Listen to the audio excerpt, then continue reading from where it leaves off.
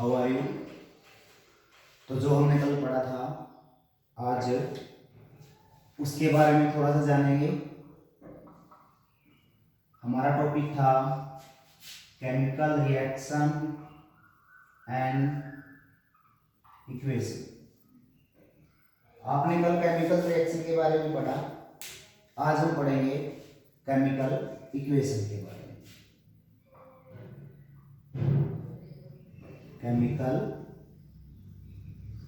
Equation जिसको आप हिंदी में कहेंगे रासायनिक समीकरण।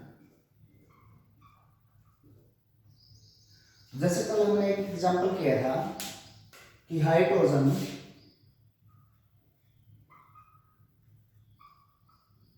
ऑक्सीजन के साथ रिएक्शन करके वाटर यानी कि जल बनाती है। ये हमारी क्या एक रिएक्शन है। ये इक्वेशन का रूप कब लेगी, जब हम इनको इनके सिंबल्स के रूप में लिख देंगे।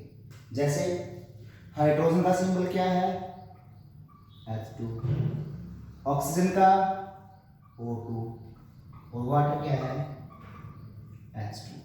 ये क्या बन गई है केमिकल इक्वेशन। यानी कि रिएक्शन को किस में चेंज कर दिया, इक्वेशन के अंदर। यानी कि जब आप किसी भी केमिकल रिएक्शन को उसके सिंबल्स के रूप में लिखते हो तो उसे क्या कहते हैं, केमिकल इक्वेशन कहते हैं। ऐसा हम क्यों करते हैं, क्योंकि सिंबल्स के रूप में लिखने से जो हमारी रिएक्शन होगी वो ज़्यादा इंफॉर्मेटिव होगी और उसको लिखना क्या होगा, इजी होगा। ये डिफरेंस होता है केमिकल रिएक्शन और इक्वेशन के अंदर। आगे हमारा टॉपिक है टाइप ऑफ रिएक्शन का। जो केमिकल रिएक्शन है ये कितने टाइप की होती हैं इसके बारे में हम आज जानेंगे। Type of reaction, type of reaction. अभिक्रियाओं के प्रकार। सबसे पहला है कॉम्बिनेशन। कॉम्बिनेशन रिएक्शन यानी कि संयोजन अभिक्रिया। संयोजन अभिक्रिया। संयोजन के अलावा आप इसको संलयन या योगात्मक भी बोल सकते हैं। जैसे कि नाम है इसका, कुछ इसी प्रकार की इसकी डेफिनेशन होगी। यहां पर आई कंबाइन। कंबाइन में जोड़ना। तो इसमें हमें क्या करना है, जोड़ना है। अब जोड़ में कम से कम भी संख्या कितनी होनी चाहिए, 2। तो यानी कि ये वो क्रिया होती है जिसमें 2 या 2 से ज्यादा विकारक जोड़े जाते हैं यानी कि मिलाए जाते हैं। तो इसकी जो परिभाषा होगी वो होगी those chemical reaction in which 2 or more reactant combine to form product। यानी कि वो रासायनिक अभिक्रियाएं हैं जिनमें 2 या 2 से ज्यादा विकारक मिलकर एक उत्पाद बनाते हैं या एकल उत्पाद बनाते हैं, उन्हें क्या कहते हैं, कॉम्बिनेशन यानी कि संयोजन अभिक्रिया। जैसे एग्जांपल आया अभी हमने किया था, हाइड्रोजन है ऑक्सीजन के साथ मिलकर पानी बनाता है। ये किसका एग्जांपल है, संयोजन अभिक्रिया का एग्जांपल है। इसके अलावा हम घर पे ईंधन जलाते हैं, खाना बनाने के लिए है, पानी गर्म करने के लिए है, चाय बनाने के लिए है, वो भी एक प्रकार की कॉम्बिनेशन रिएक्शन होगी। जैसे कि मीथेन है, मोस्टली ईंधन में यही होता है। जब इसको ऑक्सीजन के प्रेजेंस में हम जलाते हैं तो क्या बनता है, क्या बनाता है ये, कार्बन डाइऑक्साइड, पानी, और साथ में यहाँ से क्या निकलती है, एनर्जी, चाहे वो हीट के रूप में है या लाइट के रूप में। तो ये था हमारा कॉम्बिनेशन रिएक्शन, संयोजन अभिक्रिया, जहाँ पे दो अभिकारक होंगे, उत्पाद कितना होगा, एक। उसके बाद सेकंड टाइप हमारे पास आता है डीकम्पोजिशन। सेकंड जो हमारे पास टाइप आया रिएक्शन का वो क्या है, decomposition. Decomposition reaction, decomposition combination का उल्टा होगा, यानी कि अपघटन या फिर वियोजन अभिक्रिया। अपघटन यानी कि वियोजन अभिक्रिया। इसको तीन कैटेगरी में डिवाइड किया जाता है। नंबर एक है थर्मल डीकम्पोजिशन। थर्मल डीकम्पोजिशन, जिसको हिंदी में कहते हैं ऊष्मीय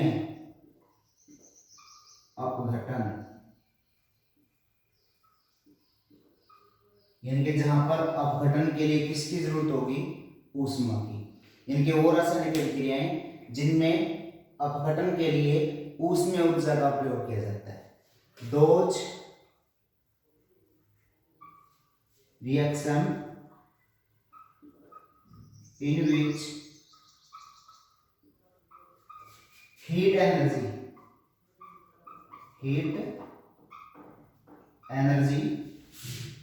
is used for decomposition,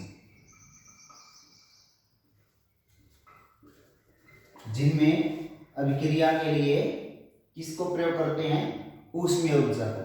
जैसे कि इसका एग्जांपल है कैल्शियम कार्बोनेट को जब हम हीट करते हैं, ये जो निशान है ये हीट का है, जब गर्म करते हैं तो ये टूट जाता है किसके अंदर, कैल्शियम ऑक्साइड के अंदर, और साथ में क्या बनती है, कार्बन डाइऑक्साइड।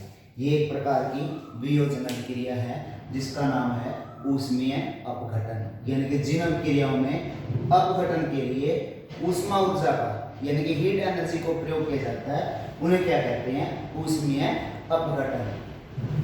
इसी की दूसरी कैटेगरी जो आई है वो है इलेक्ट्रोलाइटिक डीकम्पोजिशन।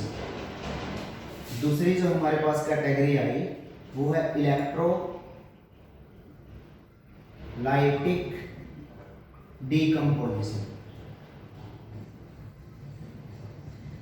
इलेक्ट्रोलाइटिक डीकम्पोजिशन, विद्युतीय या विद्युत अपघटन। जैसे कि इससे पीछे की रिएक्शन थी उसमें अपघटन के लिए किस एनर्जी को यूज किया था, हीट एनर्जी को। यहां किसको यूज करेंगे, इलेक्ट्रिक एनर्जी को। यानी कि those reaction in which electric energy is used for decomposition।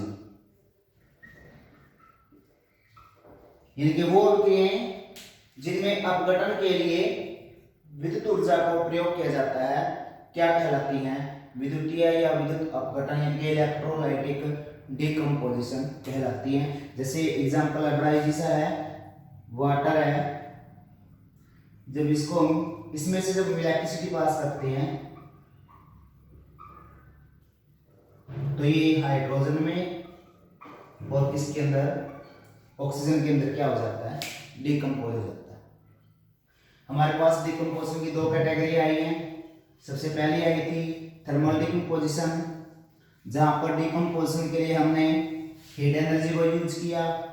इसके बाद आई इलेक्ट्रोलाइटिक डिकम्पोजिशन, जहां पर डिकम्पोजिशन के लिए हमने इलेक्ट्रिक एनर्जी को यूज किया। थर्ड हमारे पास जो कैटेगरी आती है वो है फोटो लाइटिक डिकम्पोजिशन।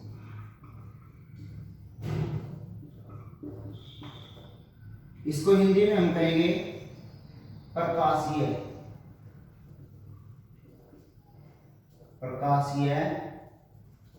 अपघटन,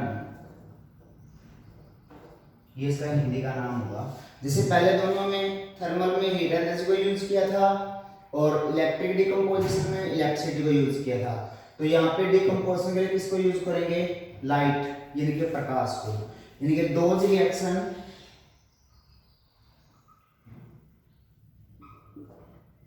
in which light energy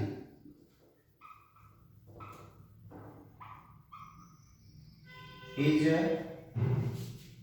used for decomposition।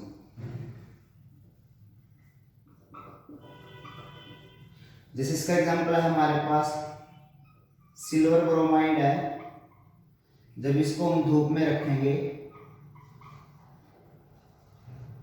तो ये सिल्वर के अंदर और ब्रोमीन के अंदर डिकम्पोज होगा। तो ये हमारे पास तीन कैटेगरी आई हैं अपघटन अभिक्रियाओं की। पहली आई ऊष्मीय अपघटन, विद्युतीय अपघटन और फिर आई प्रकाशीय। पहले में हमने ऊष्मीय ऊर्जा का प्रयोग किया अपघटन के लिए, दूसरे में विद्युत ऊर्जा का प्रयोग किया और तीसरे में हमने यूज किया किसका, प्रकाशीय ऊर्जा। अब हमारे पास थर्ड टाइप की रिएक्शन आती है जिसका नाम है डिस्प्लेसमेंट रिएक्शन।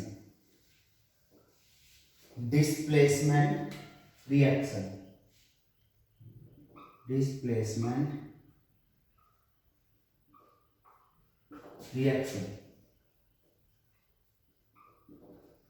डिस्प्लेसमेंट यानी कि विस्थापन,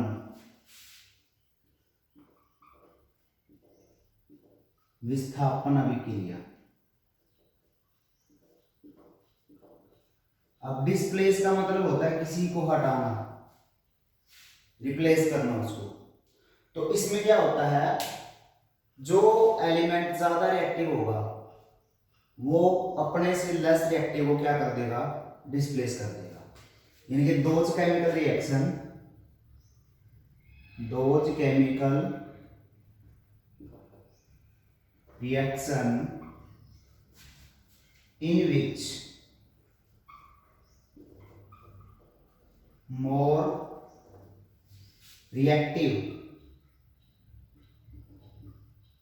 substance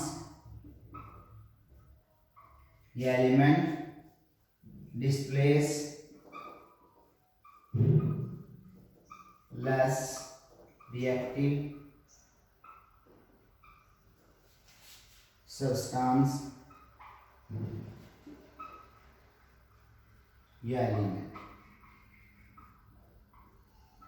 यानी कि वो रासायनिक अभिक्रियाएं जिनमें अधिक क्रियाशील तत्व अपने से कम क्रियाशील तत्वों को विस्थापित कर देता है उन्हें क्या कहते हैं, विस्थापन अभिक्रिया। जैसे किसी भी मेटल की जब हम रिएक्शन करवाते हैं एसिड के साथ, जैसे मैंने सोडियम ले लिया, मैं सोडियम की अभिक्रिया करवाता हूं हाइड्रोक्लोरिक अम्ल के साथ, तो क्योंकि जो सोडियम है ये हाइड्रोजन से ज्यादा रिएक्टिव है, सोडियम हाइड्रोजन से ज्यादा रिएक्टिव है, तो ये क्या करेगा, यहां से हाइड्रोजन को डिस्प्लेस करके क्या बनाएगा, सोडियम क्लोराइड और हाइड्रोजन। यानी कि यहाँ पर सोडियम क्या है, ज्यादा रिएक्टिव है, किससे है, हाइड्रोजन से है। अकॉर्डिंग टू डेफिनेशन जो सोडियम है वो हाइड्रोजन को क्या कर देगा, डिस्प्लेस कर देगा और क्या बनाएगा, सोडियम क्लोराइड और हाइड्रोजन। अब यहीं से एक एग्जांपल उठाते हैं हम, अगर हम सोडियम क्लोराइड की रिएक्शन करवाते हैं पोटासियम के साथ, अब क्योंकि पोटासियम जो है वो सोडियम से ज्यादा रिएक्टिव है, तो ये क्या बना देगा, पोटासियम क्लोराइड प्लस सोडियम। यानी कि एक बात आपने ध्यान रखनी है कि जो ज्यादा रिएक्टिव होगा वो अपने से कम रिएक्टिव को क्या कर देगा, डिस्प्लेस कर देगा। अब कोई एलिमेंट किससे रिएक्टिव है या नहीं है, कम रिएक्टिव है या ज्यादा रिएक्टिव है, उसके लिए रिएक्टिविटी सीरीज दी हुई है जिसके बारे में हम कल पढ़ेंगे। नेक्स्ट हमारे जो टाइप आती है वो कौन सी है? Double displacement. Double displacement reaction. वहां तो था डिस्प्लेसमेंट, यहां हो गया डबल डिस्प्लेसमेंट। डबल यानी कि दबी विस्थापन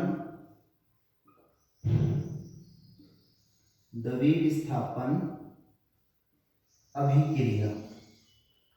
दबी विस्थापन अभिक्रिया। यहां पे क्या होता है? Exchange of ions. क्या होता है? Exchange of ions. जो आयन है वो एक्सचेंज होते हैं, आपस में बदल जाते हैं। अब आयन किसके बदलेंगे? क्योंकि केमिकल रिएक्शन के दो पार्ट होते हैं, रिएक्टेंट और प्रोडक्ट। तो डेफिनेशन क्या होगी इसकी? Those reaction in which exchange of ions take place between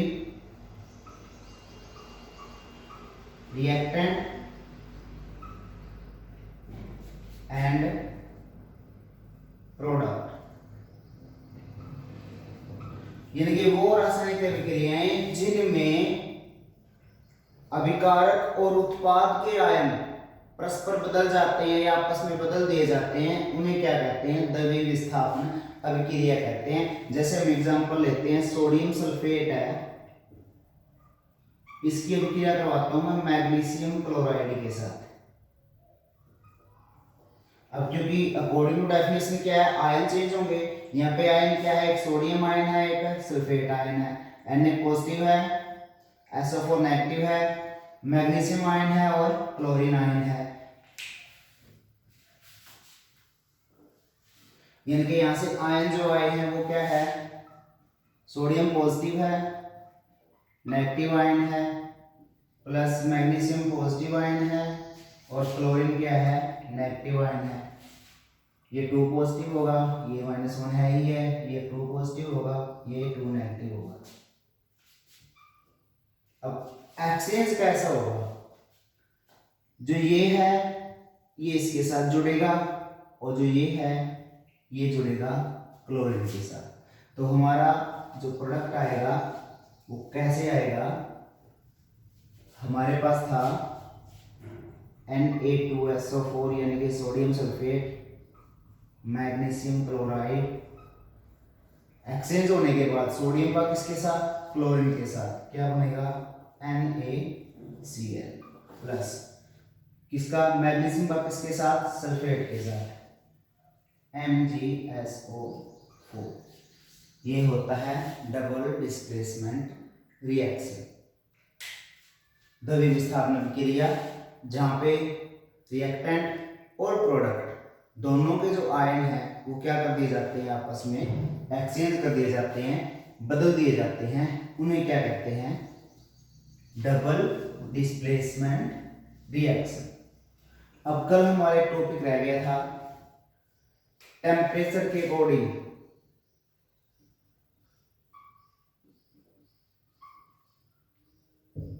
जो हमने डिफाइन किया था रिएक्शन को। एक आई थी एक्सोथर्मिक,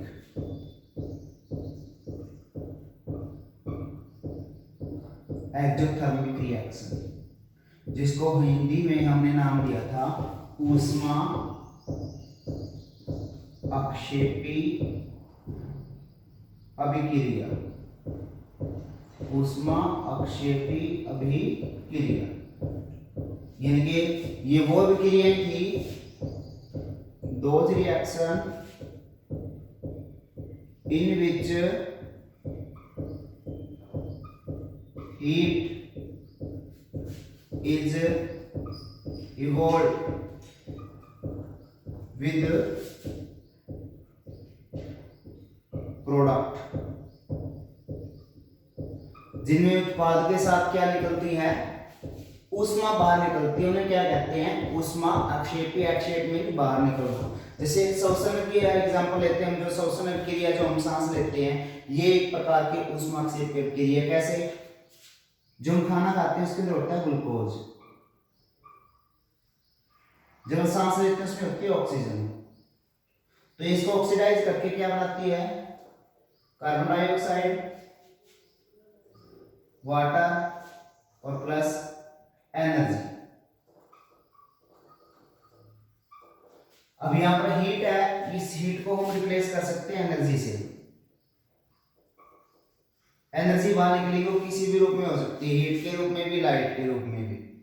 तो यहाँ पर ग्लूकोज के ऑक्सीकरण से बना है कार्बन डाइऑक्साइड, पानी और साथ में निकली है ऊर्जा, और ऊर्जा निकलने के कारण इसको किस श्रेणी में रख दिया? ऊष्मा अक्षेपी अभिक्रियाओं के अंदर। दूसरा एग्जांपल है, अगर हम कार्बन को ऑक्सीजन की प्रेजेंस में जलाते हैं तो यहाँ पर क्या बनता है? कार्बन डाइऑक्साइड बनता है और साथ में क्या निकलती है? हीट निकलती है, ऊष्मा निकलती है। ये भी किसका एग्जांपल है? ऊष्मा अक्षेपी अभिक्रियाओं का। दूसरा था टेम्परेचर के अकॉर्डिंग एंडोथर्मिक रिएक्शन, ऊष्मा शोषी अभिक्रियाएं। जैसे कि नाम से क्लियर होता है, शोषी में अवशोषण करना। तो दूसरा था एंडोथर्मिक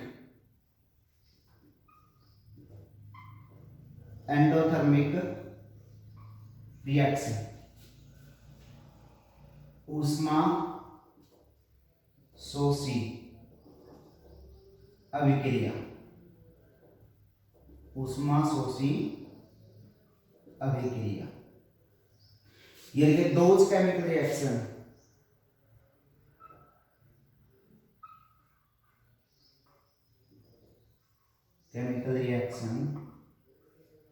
in which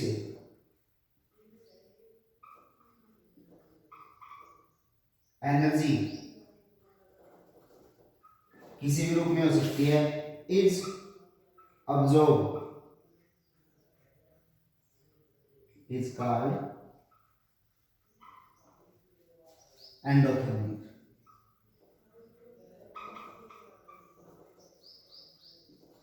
रिएक्शन यानी कि जिनमें ऊष्मा को क्या किया जाता है? अवशोषित किया जाता है, ऊर्जा को लिया जाता है अभिक्रिया पूरी करने के लिए, उन्हें क्या कहते हैं? ऊष्मा शोषी अभिक्रिया कहते हैं। एग्जाम्पल था, जितने भी डिकम्पोजिशन के एग्जाम्पल हैं उसके अंदर इंक्लूड कर सकते हो। जैसे पहला ही था, कैल्शियम कार्बोनेट को जब आप गर्म करते हो, क्योंकि आपने एनर्जी दी है इसको डिकम्पोज करने के लिए आपने इसको क्या किया है? हीट किया है, तो किसके अंदर आ गया है? एंडोथर्मिक के अंदर आ गया। तो ये टूटेगा कैल्शियम ऑक्साइड के अंदर और कार्बन डाइऑक्साइड के अंदर। दूसरा था वाटर को इलेक्ट्रोलिसिस किया था हमने, तो ये किसके अंदर डिकम्पोज हुआ था? हाइड्रोजन के अंदर और ऑक्सीजन के अंदर। तो स्टूडेंट्स आज के लिए इतना ही है। इसमें से किसी प्रकार की कोई डाउट होती है तो आप मुझसे पूछ सकते हो। इससे पहले की जो वीडियो है जिसका लिंक है वो डिस्क्रिप्शन में दिया हुआ है, आप वहां से जाके पहले वाली वीडियो देख सकते हो। और एक बार इसके लिए आप अपनी बुक उठाएंगे एनसीईआरटी की, उसमें से एक बार सारा पढ़ के देखेंगे। अगर कोई भी टॉपिक आपका क्लियर नहीं होता है तो मैं कल उसको दोबारा से एक्सप्लेन कर दूंगा। जिसकी जो प्रॉब्लम है वो मेरे पास व्हाट्सएप कर सकता है। Okay, thanks.